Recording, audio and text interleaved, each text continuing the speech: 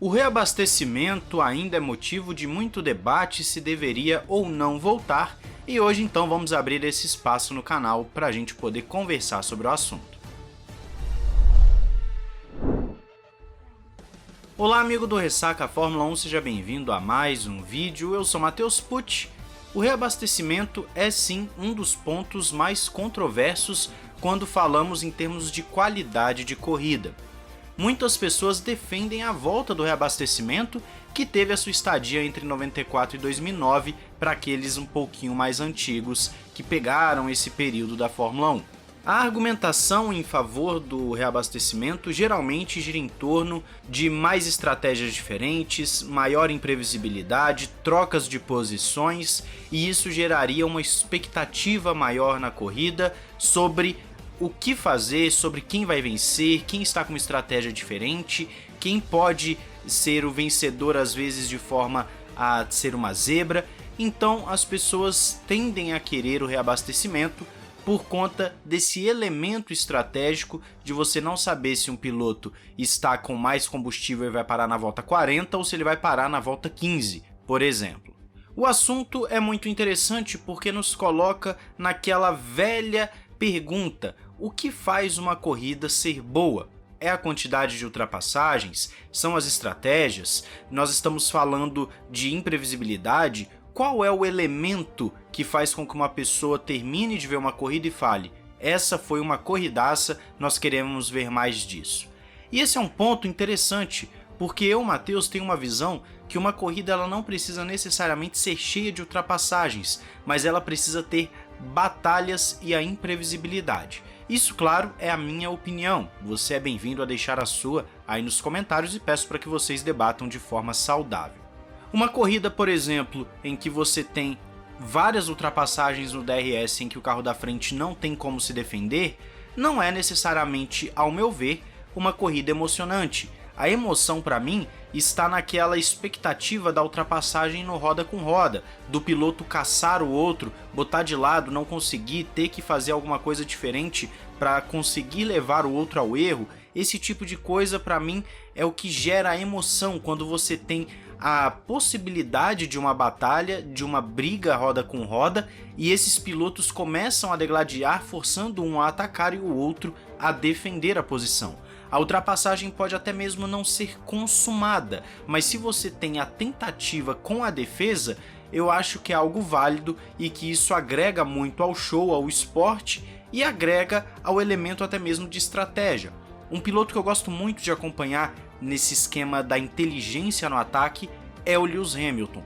Você pode reparar que ele, quando começa a atacar um piloto e ele está sempre defendendo, o Hamilton tira o pé, ele fica umas 2 voltas só cercando o cara e depois ele ataca de um jeito que não tem como defender.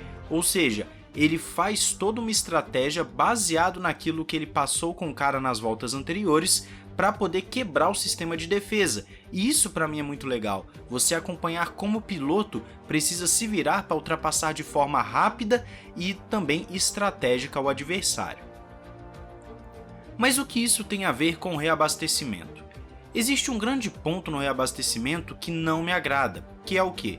Os pilotos na época do reabastecimento muitas vezes preferiam não ultrapassar o adversário, mas simplesmente ficar economizando combustível atrás dele para poder passar nos boxes. Ou seja, era um fator que tirava a ultrapassagem, que tirava o elemento tentativa, que tirava o elemento da disputa na equação.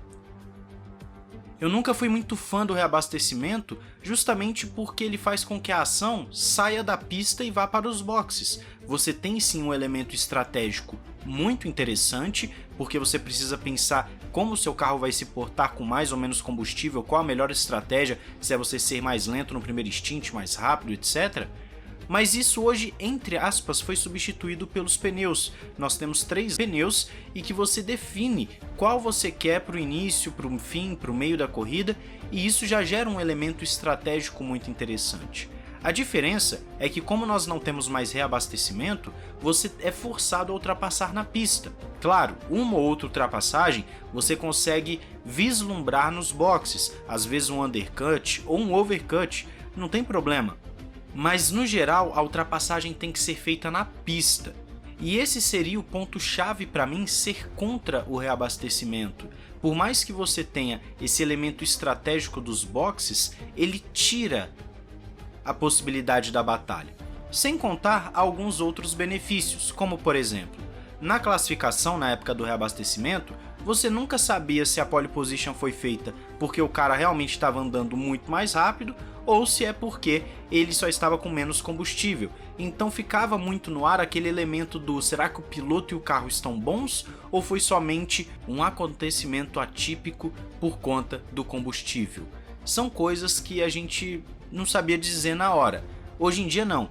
Como você não tem mais essa questão do reabastecimento, do ter que largar com o que você fez no quali, etc., você pode ver todo mundo com pouco combustível pisando o máximo no quali, e assim quando um faz a pole a gente fala ok, ele foi o mais rápido, então ele mereceu a pole.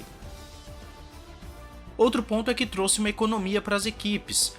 Todo o processo do reabastecimento, o equipamento, gerava um custo adicional. Claro que não é o que fazia uma equipe ir à falência, mas toda e qualquer economia é bem-vinda, ainda mais no esporte que naquele período estava passando por aumentos exponenciais de custos. A Fórmula 1, quando deixa o reabastecimento em 2010, ela está tendo uma crescente de custos que nós vimos equipes falindo nessa década de forma absurda.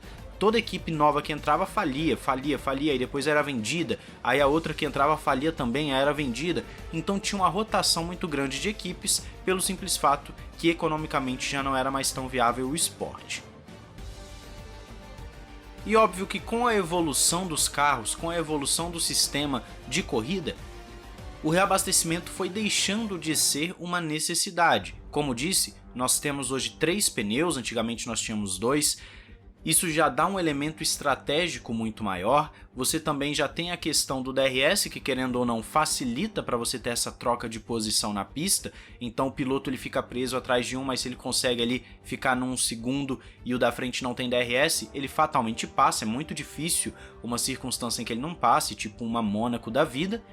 E também nós temos o fator que os próprios pilotos são forçados a ultrapassarem na pista, a tentar alguma coisa, por mais que a Fórmula 1 tente, de toda forma, não permitir ultrapassagens fora do DRS, que é um outro ponto que nós já abordamos aqui no canal, da constante penalização por ultrapassagens fora do DRS.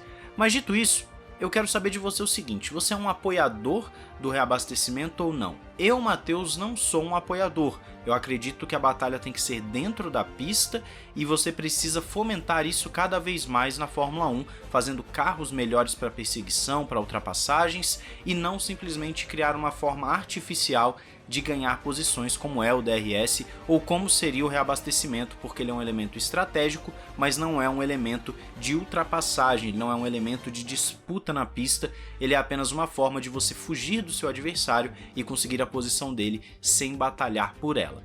Então é isso, eu quero saber a sua opinião aí nos comentários, não esqueça de se inscrever e ativar o sininho para não perder nada. Um grande abraço, valeu e falou!